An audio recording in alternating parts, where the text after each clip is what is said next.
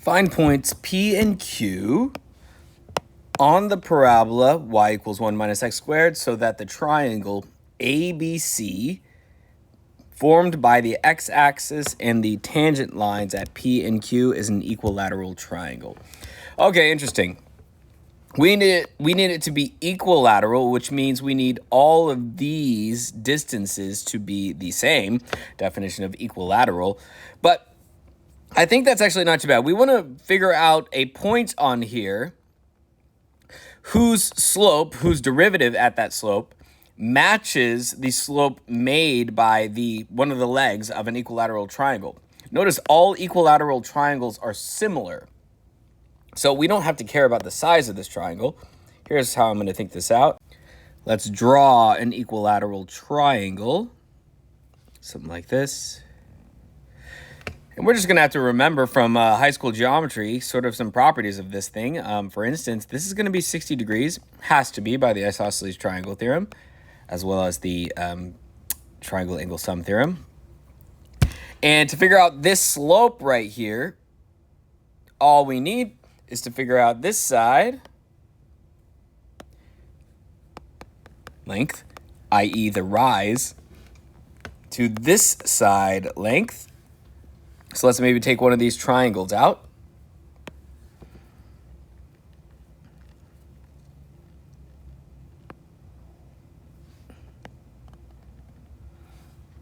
Notice this is a right angle.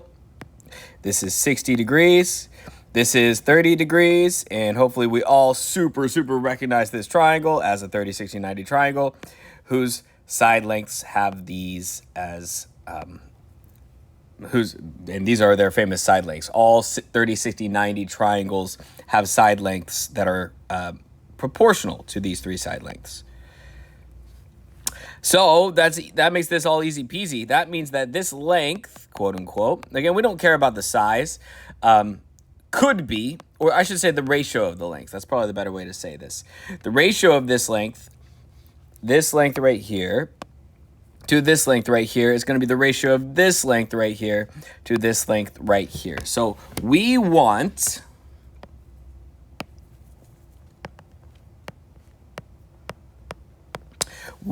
to choose some sort of a value in here such that the derivative up here has 1 over root 3, or excuse me, root 3 over 1 as the slope. So let me write that down.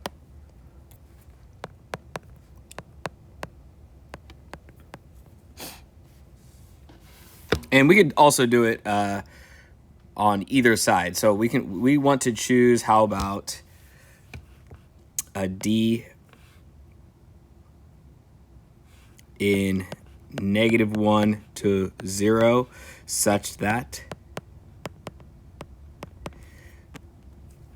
f prime of d, which is the slope of the tangent line, so the slope of the tangent line, so this would be slope of AB, or BA rather, it wouldn't matter, but is equal to the square root of 3. All right. So again, we're going to choose all of these possible tangent lines. There's all these possible tangent lines. We want to choose the one. We want this red thing to make an equilateral triangle. The only way for that to be possible is if this length is or sort of has the same slope as an equilateral triangle. So if it was too steep, then this wouldn't be equilateral. This part at the bottom would be too small. If it was too high up here, then the bottom would be way too small. So we want to choose D such that f prime of D is equal to this slope right here, which is root 3 over 1. And let's see how we can do that. That's pretty easy. Y prime is equal to -2x. And setting this equal to, okay, so this means f prime of D is equal to -2d. And we want that -2d to equal square root of 3, which means that point is D equals the square root of 3, excuse me, negative root 3. over 2. Okay. So in other words, we want to scoot this way. We know this is -1. Root 3 is like about 1.7. So we want to scoot to be about right here. It looks like I kind of nailed it right here. This is where we want our point of tangency. And of course, by symmetry, we know that this is going to be the positive version of that. And are we done already? I think we really are. I guess we just found the x values of the points. We know the height's going to be the same. So to find the y value of the point, we can do q is going to equal the square root of 3 over 2. The y value is going to be 1 minus 3/4, which is 1/4.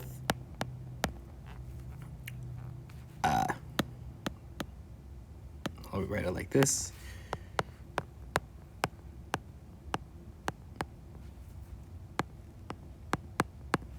And of course, P, the other point, is going to be the same height, just shifted over the other side of the y-axis. All right, that was an easy question. Let's see the next one. All right, we got tangent lines T1 and T2 are drawn at 2 points P1 and P2 on the parabola y equals x squared, and they intersect at a point P. Okay, geez, let me collect that. Parabola.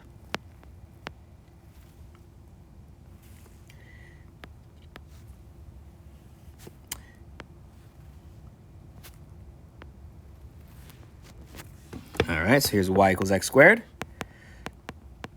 And I think we had P1 and P2. Yep, okay, so here's P1. Maybe something like this. And here's P2. I don't know, something like this. And we have tangent lines. Let me grab my ruler here.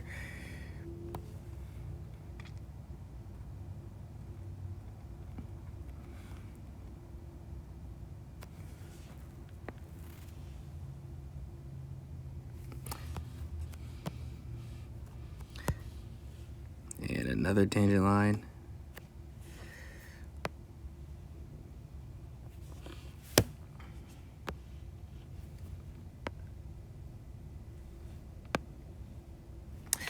Okay, so we have these two tangent lines, and we know this point right here is P.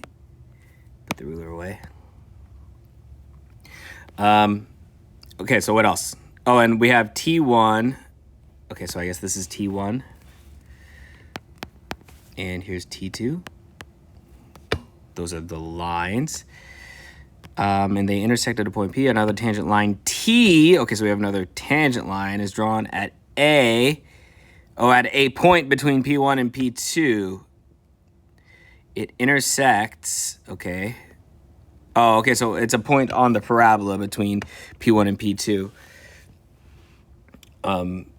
So not like the x values between the x value of P1 and P2. And it intersects T1 at Q1 and T2 at Q2. Okay, and we want to prove this thing. Interesting. All right. So let me create that other point. What did they call it? Okay, some point between Q1 and P1 and Q. Okay, so they didn't name the point. We can Q.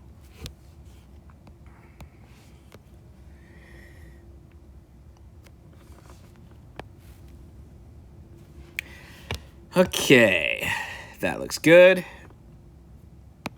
And we have that this point right here is some point, and we have this point right here is some other point. So we have Q2, and here's Q1.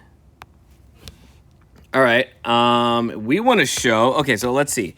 We want to show that if we were to take this distance, P1 to P, or excuse me, this distance, Q1 to P, and divided by this distance, P to P1, P to Q1 divided by P to P1 plus P to Q2 divided by P to P2 always equals 1. That's interesting. Very interesting. Okay, so these ratios, this ratio to this ratio, or excuse me, this length to this length, the ratio of this length over this length plus the ratio of this length over this length should always equal 1.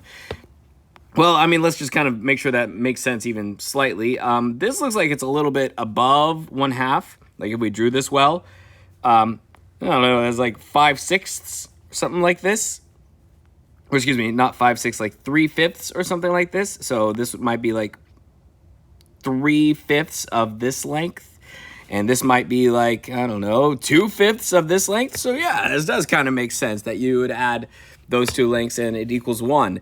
Okay, from now on, it seems like this is just going to be a lot of algebra crunching and understanding what it, or how to find intersecting points and stuff like that. Oh, and I also think they called this line T. So let's just name some stuff.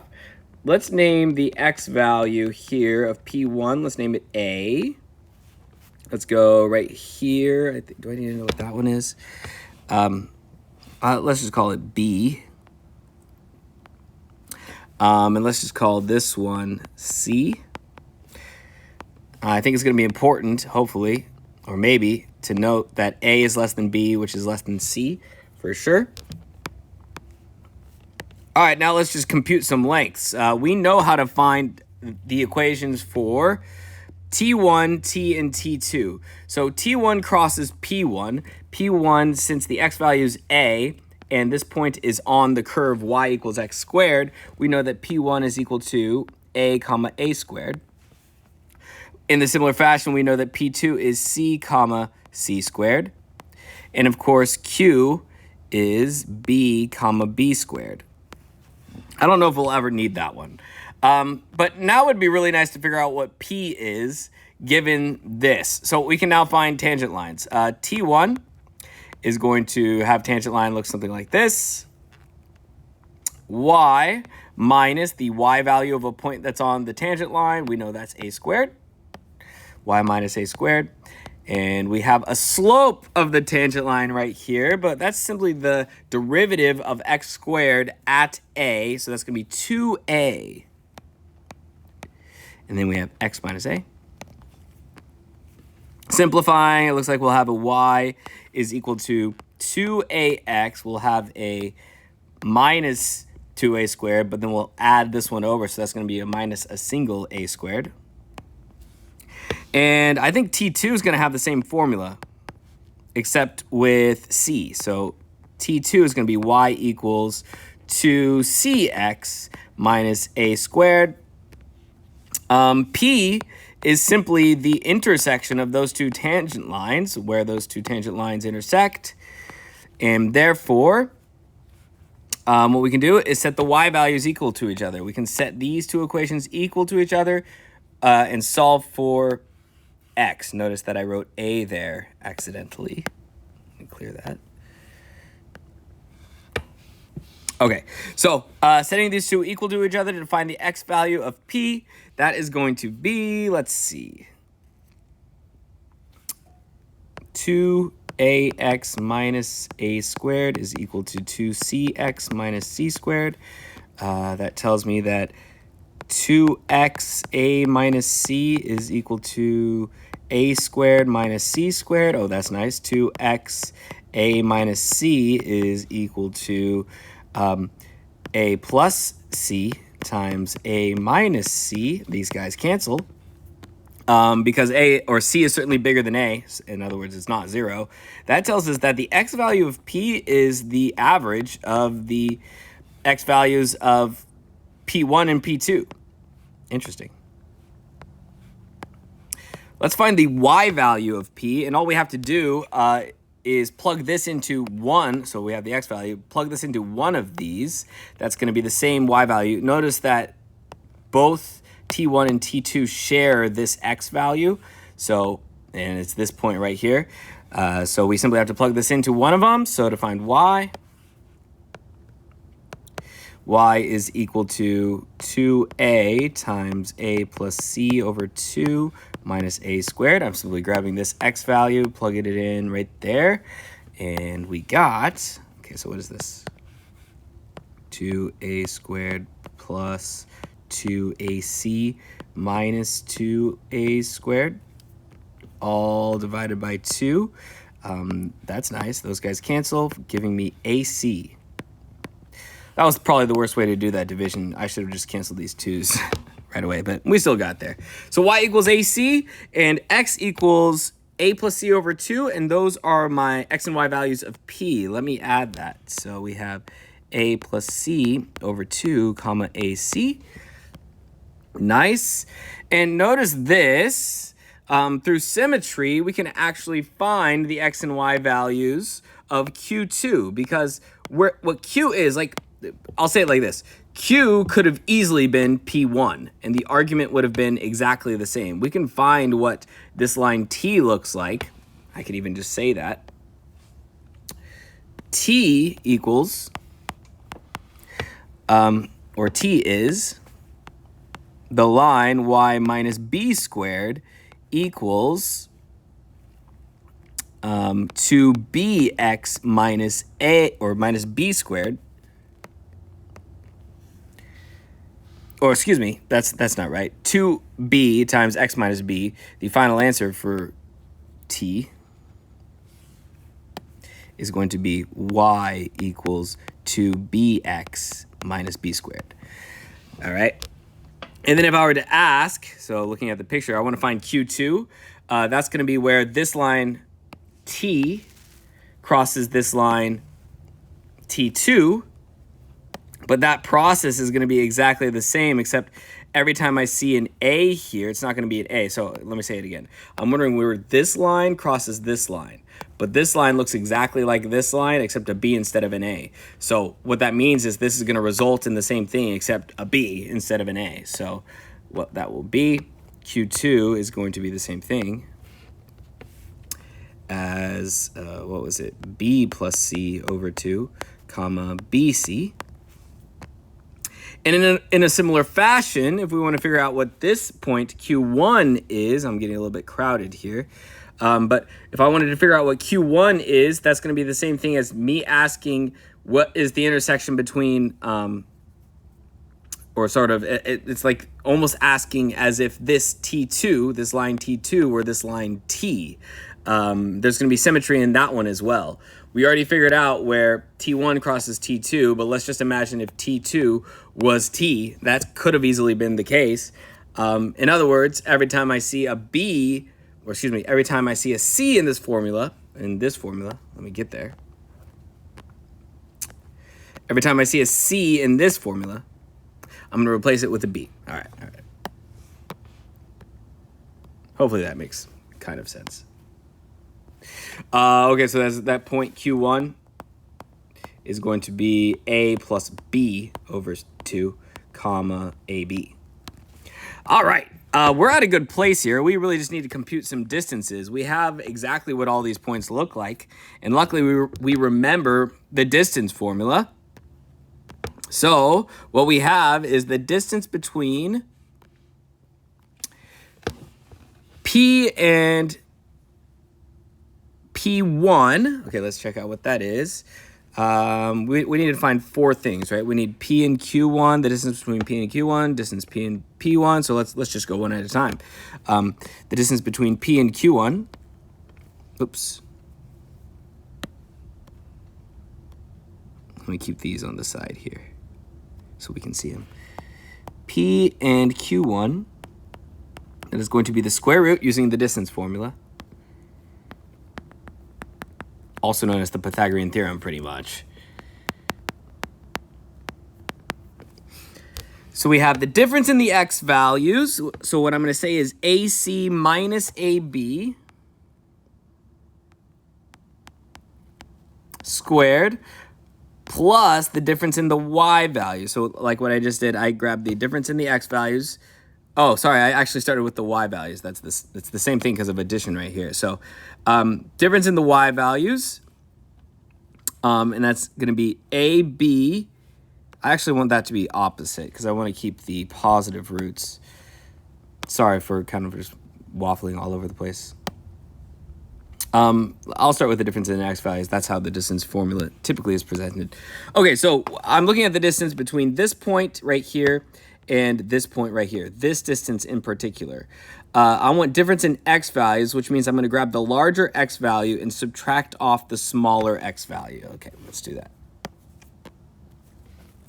A plus c divided by 2 minus a plus b divided by 2, all squared, plus the difference in y values, and that's going to be that ab minus ac, all squared. And I hope we're going to see some symmetry here to be able to skip steps. This is the same thing as the square root of, I'm seeing a halves cancel. I will see a c minus b squared, b halves squared, plus, let's see what else we got. We got, I can factor out an a, so that's going to be an a squared, and then b minus c squared.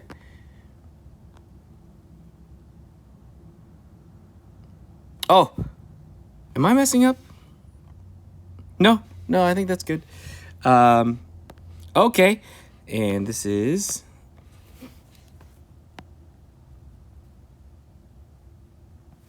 good right there. Okay, I want to maybe simplify this somehow. I am seeing something that can escape. If you have something squared, like in this case right here, this is actually going to be the same thing here. I can write it like this. This is the same thing as the square root of c minus b squared, all divided by 4, plus a squared times c minus b squared. Notice I swapped the direction. If you don't like that, I can kind of justify it like this.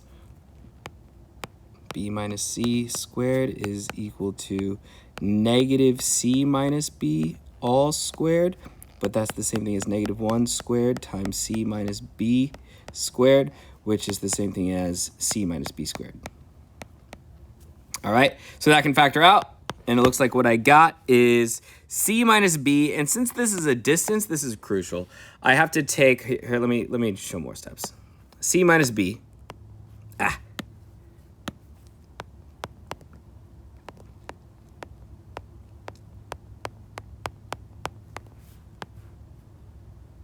All right, so I have the square root of this thing. That is going to be equal to c minus b times the square root of a squared plus 1/4. But notice that technically, the square root of this thing is plus or minus c minus b. I want to, in particular, take the positive square root, which means that I want to order c and b so that the larger one occurs first. That way, this one isn't actually negative. Notice that this technically could be a negative quantity if b was better than c, or was bigger than c. So I don't want that one. So I want to choose the bigger one to be first, and I happen to know that c is bigger. All right, so that's important.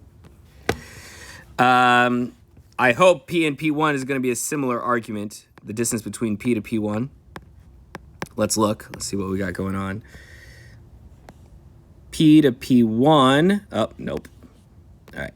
So for P to P1, I want to do the difference of the x values. So that's going to be, let's see, look, x values. This one first, a plus c halves minus a, and then the difference of the y values, and that is going to be a squared minus ac. So let's see. Oh, shoot, I already forgot. A plus c halves minus a, difference in x values squared plus the difference in y values squared, and I'm pretty sure that's a squared minus ac.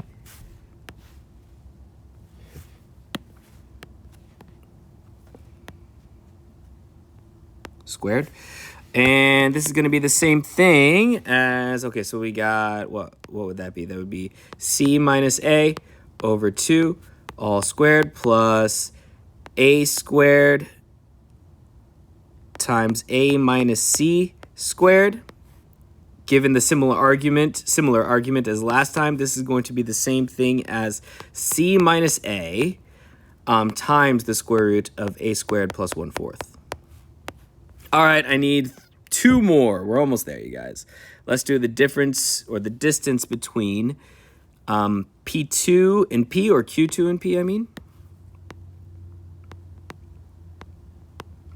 That is going to be the square root of the difference, the square of the difference in the x values. So we got Q2 right here and P right here. It's going to be B plus C halves minus A plus C halves.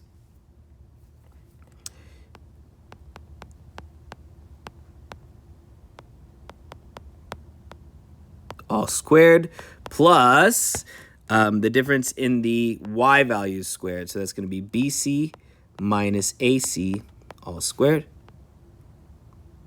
Let's see how this checks out. This is the same thing. It looks like C halves cancel, so I'll have B minus A over 2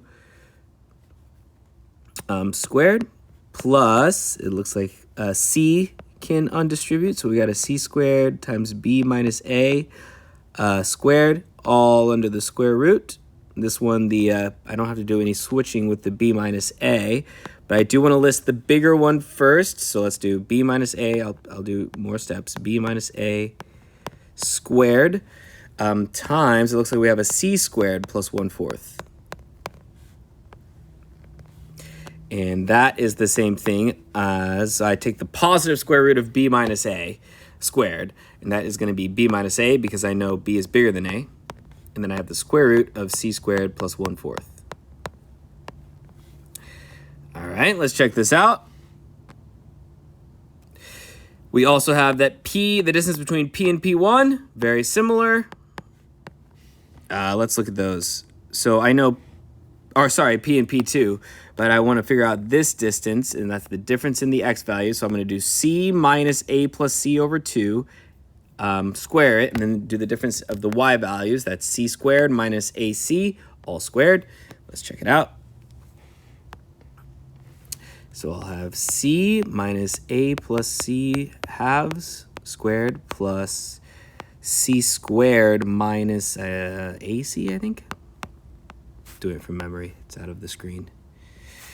This is the same thing. So we have 2C minus C, so that's going to be C minus A over 2 all squared plus C squared times C minus A squared. All right, this is the same thing. I can take a C minus A squared, and then that'll be, okay, so what do we got still in here? C squared plus 1/4. Ah, interesting. I think I'm seeing how this is going to turn out. So we got C minus A. Again, I'm keeping the positive square root. I know this one's positive because C is bigger than A. All right, we're done. We're very close to being done. So I have 4 things of interest. Here is my P, the distance between P and Q1. Here's the distance between P and P1. So I'm going to divide those. And then here I have the distance between P and Q2. And here I have the distance between P and P1. Oh my gosh, I wrote P1, and I think I said that in the video, and I didn't change it. It should be P2. So now I just have to do a little bit of division. Let's see it. Therefore, PQ1 divided by P1 plus PQ2 divided by P2 is equal to C minus B times the square root of A squared plus 1/4 divided by C minus A times the square root of A squared plus 1/4. Oh, that's nice. Plus, we got B minus A times the square root of C squared plus 1/4. And we got C minus A times the square root of C squared plus 1/4. Oh, that's sweet. Check it out, guys. These guys cancel. So do these guys. And what I think I have is this is the same thing as C minus B plus B minus A, all divided by C minus A. These guys cancel. This is the same thing as C minus A over c minus a, and that is, of course, famously known as 1, because c is bigger than a. That's our proof. Ah, what a fun question. Everything's condensed in that image right there. All right, last one. Last sort of challenge tangent question. Find the 2 points on the line, or on the curve, y equals x to the 4th minus 2x squared minus x, that have a common tangent line. Okay, what do I know if we have a common tangent line? That means that their slopes are equal. Do I know anything else? No, I don't think so. So I'm going to say, let's assume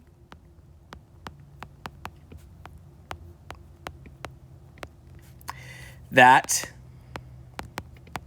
the x values for the common tangent C are, let's go, A, which is less than B. Okay. I'm assuming that there are different points. Otherwise, this question would be like a non sequitur. You know, wouldn't even have to go forward. I don't think I used non sequitur correctly, but so let's assume these are the 2 points of common tangency, which means that the slope here would be the same. Let me call this maybe f of x. So we better have f prime of a equal to f prime of b. So same tangent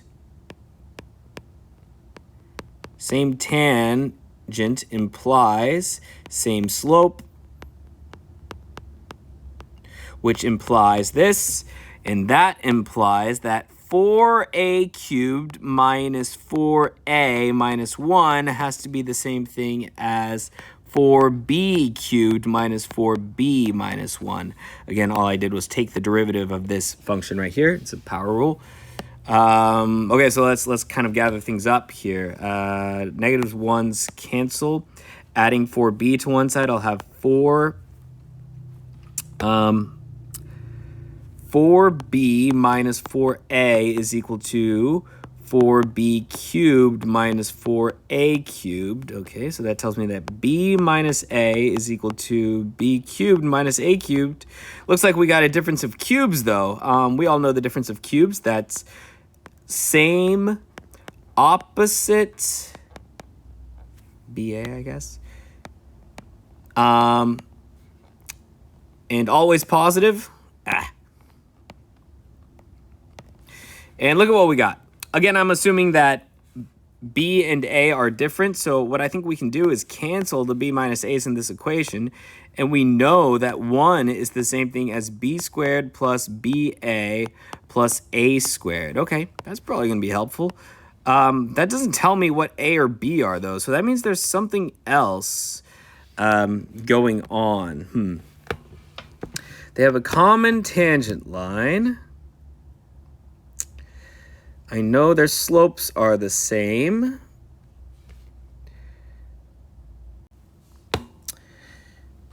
I know their slopes are the same. Okay.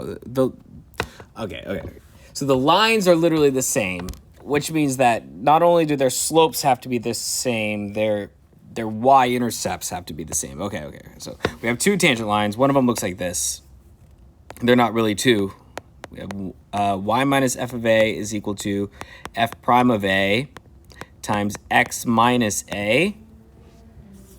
And we also have this one, y minus f of b is equal to f prime of b times x minus b. Okay, that's great.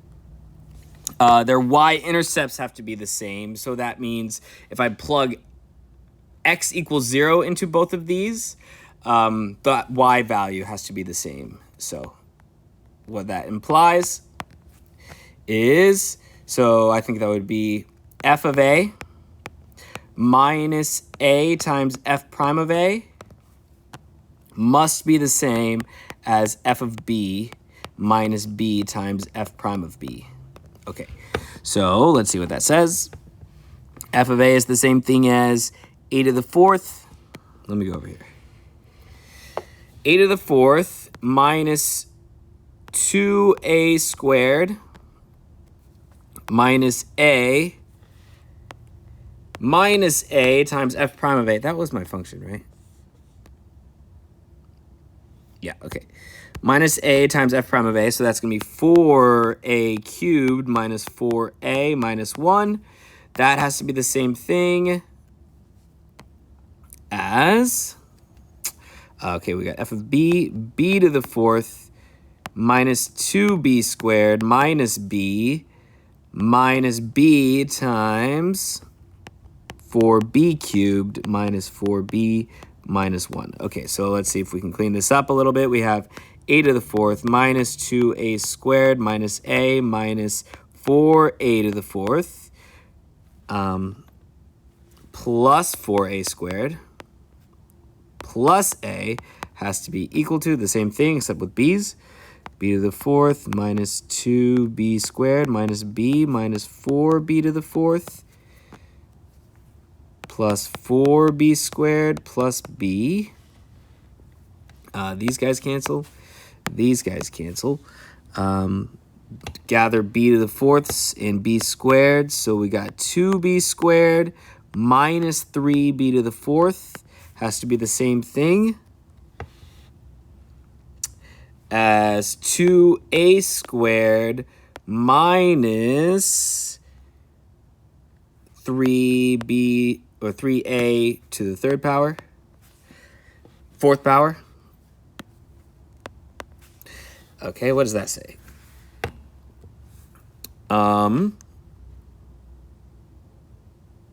What can I do from here? Well, we know that means that 3b to the fourth minus 3a to the fourth is equal to 2b squared minus 2a squared. All right, so what does that say? So we have 3 times b to the fourth minus a to the fourth is equal to 2 times b squared minus a squared. So what does that say?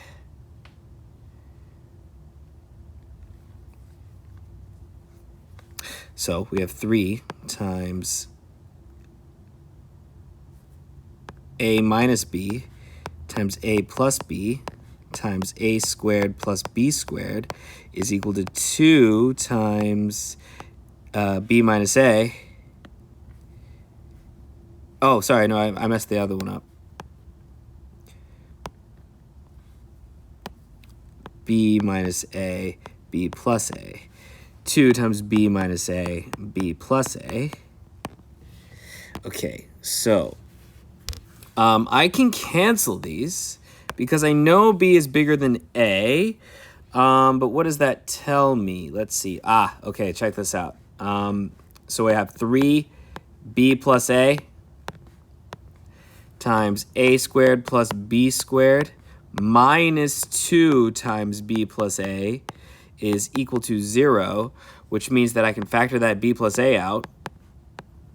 And what I have is 3 times a squared plus b squared minus 2 is equal to 0, which means that either a is equal to negative b or a squared plus b squared is equal to 2/3. Okay, I don't know. Let's see if this is the case. What would happen if a squared plus b squared is equal to 2/3? Well, I think we also know this from earlier. A squared plus b squared plus ab is equal to 1, which if we also knew this was true, we would have 2/3 plus ab is equal to 1, which would mean that a times b is equal to 1/3, which I guess would mean that a is equal to 1 over a would be equal to 1 over 3b. Let's see.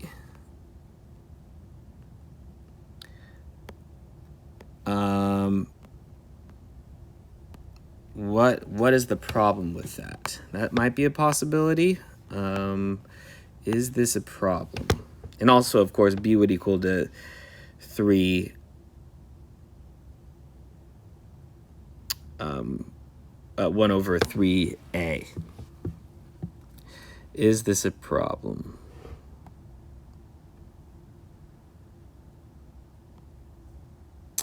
Let's find out. Plugging this into right here, what that would say is 1 over 3b squared plus b squared is equal to 2/3. Maybe this is maybe this, like, who cares? I don't know. Let's find out. So that would mean that 9b squared plus b squared is equal to 2/3. And that would mean that, that's gross, 1/9 plus b to the 4th is equal to 2/3 b squared. I don't know why I care.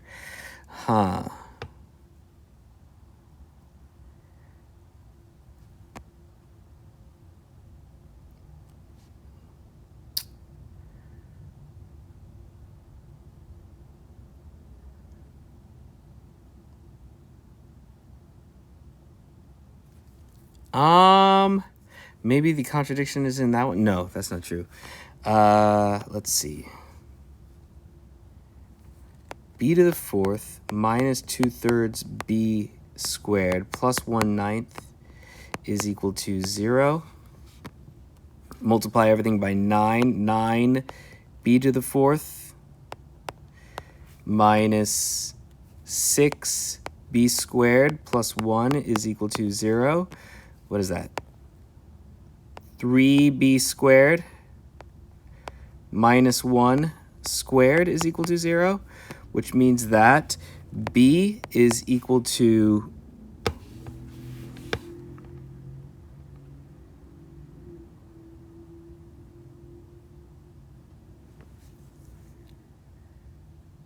this is factorable. B is equal to the plus or minus the square root of 1/3. And if that's the case, or I can just say b squared is equal to 1/3.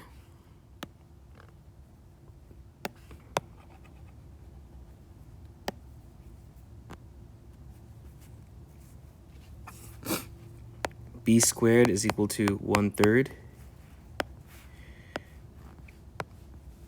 But if b squared is equal to 1/3, then a squared is equal to 1/3, which means that a equals plus or minus b. Yeah.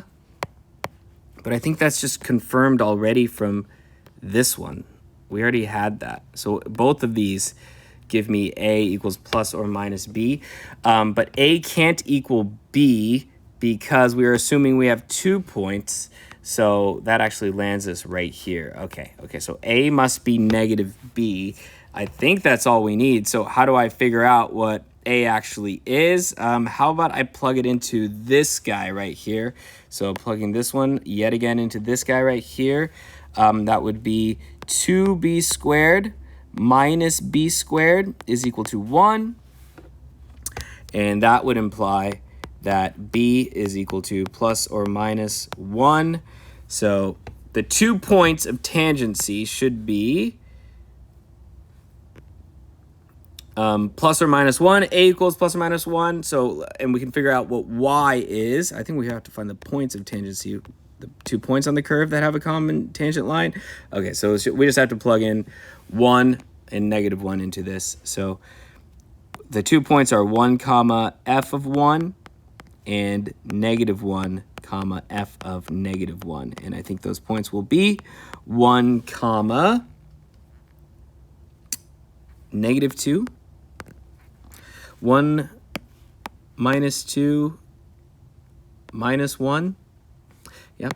1 comma negative 2, and then 1 minus 2, plugging negative 1 in, 1 minus 2 plus 1, so that's going to be negative 1 comma 0.